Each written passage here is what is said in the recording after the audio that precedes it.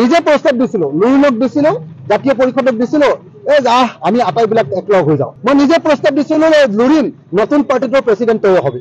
মই এনেকে প্ৰস্তাৱ দিছিলোঁ। পৃথিৱীৰ কোনোবা লিডাৰে এনেকে প্ৰস্তাৱ দিয়া লিডাৰ কোনোবা জন্ম হৈছে নেকি? যে মই নিজে সভাপতি, মই নিজে কৈছোঁ যে মই সদস্য হৈ থাকিম, লুৰিণজ্যোতি গগৈ সভাপতি হওক, এনেকে বুলি প্ৰস্তাৱ দিছোঁ। কিন্তু এতিয়া তেওঁলোকে হ'ব খোজা নাই। তেওঁলোকে চুলচেৰা বিশ্লেষণ কিছুমান কৰি আছে। বাংলা ভাষাত চুলচেৰা বিশ্লেষণ বুলি কয়। চুলিডালৰ নিচিনাকে একদম সৰু সৰু খুঁটি নাতিবিলাক উলিয়াই আছে। এইবিলাক উলিয়াই থাকি লাভ নাই।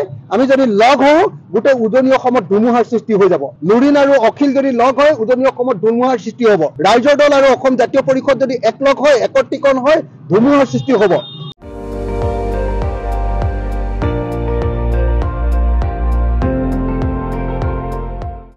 আপুনি চাই আছে ND24, সৰ্বশ্ৰেষ্ঠ নহয়, সৰ্বোত্তমৰ দৌৰ।